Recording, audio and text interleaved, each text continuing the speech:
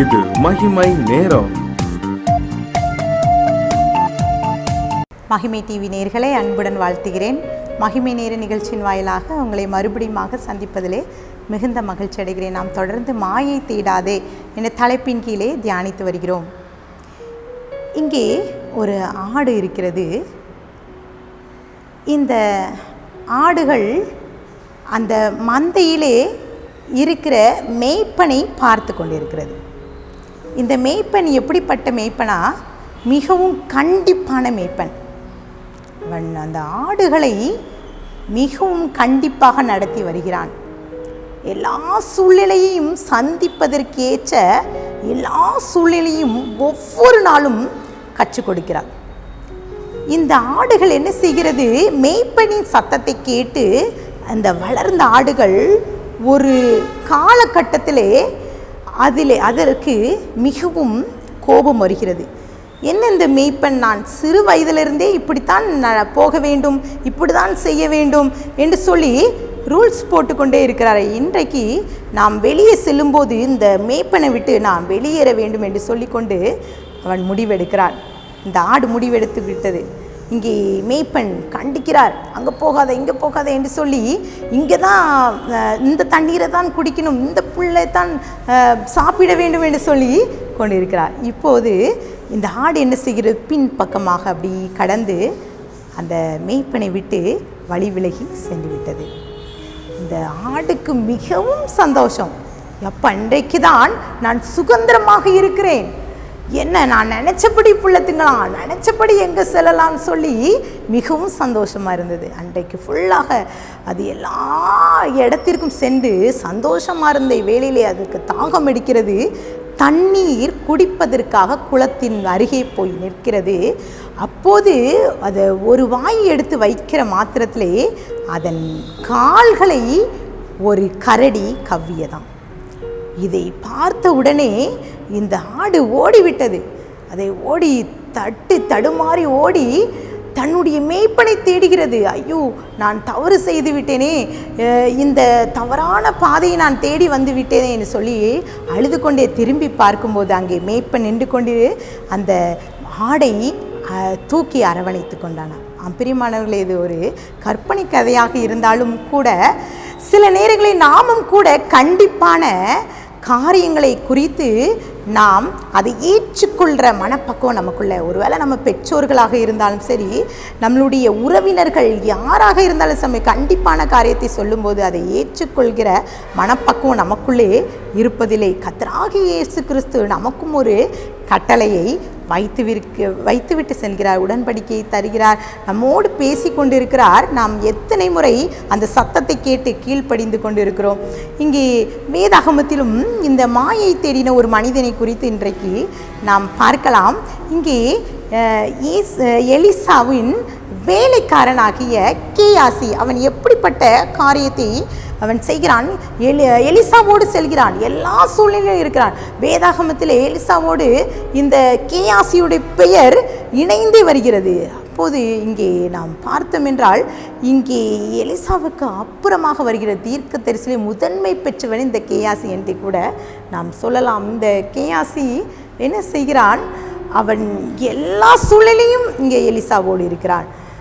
இங்கே சூனமியாளுடைய வாழ்க்கையிலே அவன் அந்த பிள்ளை பிறப்பு, இறப்பு, அது உயிர்த்தெழுதல், அந்த ராஜாவோடு சென்று அந்த எலிசாவை குறித்து சொன்ன காரியம், இல்லை ஒரு அந்த சேனைகள் வந்து நிற்கும்போது எலிசா அந்த கேயாசின் கண்களை திறந்து குதிரைகள், அப்படி அக்கினிமயமான குதிரைகள் இருப்பது எல்லாம் அவனோடு இருந்த அந்த கேயாசியோடு இருதயத்திலே ஒரு தவறான எண்ணங்கள், இந்த மாய எண்ணங்கள் அவனுக்குள்ளே வருகிறது. இங்கே ஒரு சம்பவம் நடக்கிறது. இந்த நாகமான் அந்த குஷ்டரோகத்தை அந்த எலிசா தீர்த்த மாத்திரத்திலே இந்த நாகமான் அவனுக்கு ஒரு வெகுமானங்களை கொடுக்க நினைக்கிறான். வசனம் சொல்கிறது, 2 ராஜாக்கள் 5:15-16 இப்பொழுதும் உமது அடியேன் கையில் ஒரு காணிக்கையை வாங்கி கொள்ள வேண்டும் என்றான். அதற்கு அவன், நான் வாங்குகிறதில்லை என்றும் கர்த்தருக்கு முன்பாக அவருடைய ஜீவனை கொண்டு சொல்கிறேன் என்றான். வாங்க வேண்டும் என்று அவனை வருத்தினாலும் தட்டி விட்டுவிட்டான். இந்த எலிசா இந்த நாகமான் கொடுத்த அந்த வெகுமதிகளை வாங்கவில்லை. இங்கே அந்த கேயாசிக்குள்ளே ஒரு எண்ணம் எழுகிறது. அவன் நெக்ஸ்ட் என்ன செய்கிறான் பாருங்கள். நாகமான் அவன் பின்பாகவே செல்கிறான். போய் அவன் ஓடி சென்று எப்படியாவது கர்த்தரின் மேலே ஜீவன் கொண்டு ஆணையிட்டு சொல்கிறான், இந்த நாகமான் கொண்டு வந்த வெகுமானங்களை நான் கண்டிப்பாக வாங்குவேன் என்று சொல்லி அவன் பின்னாடியே ஓடி போகிறான்.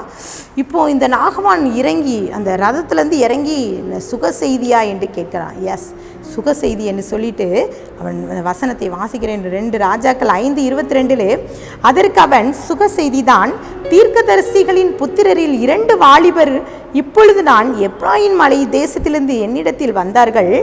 அவர்களுக்கு 1 தாலந்து வெள்ளியும் 2 மாற்று வஸ்திரங்களையும் தர வேண்டும் என்று கேட்க என் எஜமான் என்னை அனுப்பினார் என்று சொல்லி ஒரு பொய் சொல்கிறான்.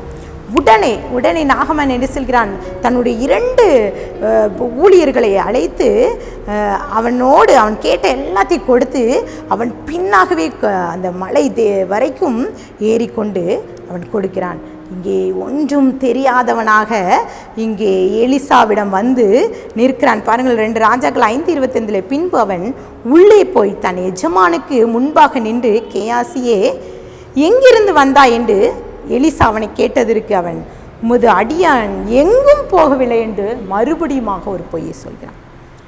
2 ராஜாக்கள் 5:26. அப்பொழுது அவனை பார்த்து, அந்த மனுஷன் உனக்கு கொண்டு வர தன் ரதத்திலிருந்து இறங்கி திரும்புகிற போதும் என் மனம் உன்னுடன் கூட சொல்லவில்லையா? பணத்தை வாங்குகிறதற்கும் வஸ்திரங்களையும் வாங்குவதற்கும் ஒலிவ தோப்புகளையும் திராட்சை தோட்டங்களையும் ஆடு மாடுகளையும் வேலைக்காரிகளும் வாங்குறதற்கு இது காலமா என்று சொல்லி இந்த எலிசா கேயாசியிடம் கேட்கிறான். அது மாத்திரமல்ல, அவன் ஒரு காரியத்தை சொல்கிறான். 2 ராஜாக்கள் 5:27 வாசித்து பார்த்தீங்களா? ஆகையால் நாகமானின் குஷ்டரோகம் உன்னையும் உன் சந்ததியாரையும் என்றென்றைக்கு பிடிக்கும் என்றான். உடனே அவன் உறைந்த மலையும் நிறமான குஷ்டரோகியாகி அவன் சமூகத்தை விட்டு புறப்பட்டு போனான். மேன்மையான அழைப்பை இழந்து போகிறான். எலிசாவுக்கு அப்புறமாக தீர்க்கதரிசி ஆகிய ஒரு பட்டத்தை பெற வேண்டும் என்ற இந்த கேயாசி தன்னுடைய உலக பொருளுக்காக, அந்த மாய்மலமான இந்த காரியத்துக்காக பணத்தை எண்ணிக்கொண்டு தன்னுடைய அழைப்பை விட்டு அவன் மீறி சென்று கொண்டிருக்கிறான். இதனால் அவன் சாபத்தை வாங்கி கொண்டு புறம்பாக்கப்பட்ட இந்த இஸ்ரவேல் ஜனங்கள் புறத்தில் இருக்கிற அந்த புறத்திலே அங்கே இருக்கிறான். ஆண்டவர் கூட இந்த நாளிலும் நம்மளோடு பேசுவாராக. நம்மளுடைய அழைப்பு என்ன? நாம் எதற்காக ஓடிக்கொண்டிருக்கிறோம்? இந்த காரியங்களை பல ஊழியர்கள் இதே தவறை செய்கிறார்கள். ஆண்டவர் நமக்கு தந்த அழைப்பை மீறிக்கொண்டு பணத்திற்காக ஊழியம் செய்து கொண்டு ஓடிக்கொண்டு இப்படிப்பட்ட கேயாசியின் அந்த மேன்மையான அழைப்பை இழந்து கொண்டு இருக்கிறோம். இன்றைக்கும் கூட ஆண்டவர்கிட்ட ஒப்பு கொடுத்து ஜெபிக்கலாம். ஆண்டவரே, என்னுடைய அழைப்பை உம்முடைய சமூகத்தில் நான் ஒப்பு கிடைக்கிறேன், உம்முடைய பாதை எனக்கு காட்டுங்க. கண்களை மூடி ஜெபிக்கலாம். அன்பின் பிதாவே, இந்த கேயாசியை போல நாங்கள் அப்பா உலக பொருட்களுக்கு பின்பாக சென்று விடாதபடி, எங்களுடைய அழைப்பை நாங்கள் இழந்து விடாதபடி எங்களையும் எங்களுடைய ஆவிக்குரிய வாழ்க்கையும் உம்முடைய கரத்தில் நாங்கள் ஒப்படைக்கிறோம். எங்களையும் சப்பா உம்முடைய பாதையிலே அழைத்து கொண்டு சென்று உமக்கென்று ஊழியம் செய்ய, உமக்கென்று வாழ ஜீவிக்க கிருபை தாங்க. எங்கள் ஆவி ஆத்ம சரீரத்தை உம்முடைய கரத்திலே நான் கொடுக்கிறேன், தாழ்த்திக்கிற உரிமையாக்கிறேன். மீட்பர் மூலம் கேட்கிற பிதாவே, ஆமென்.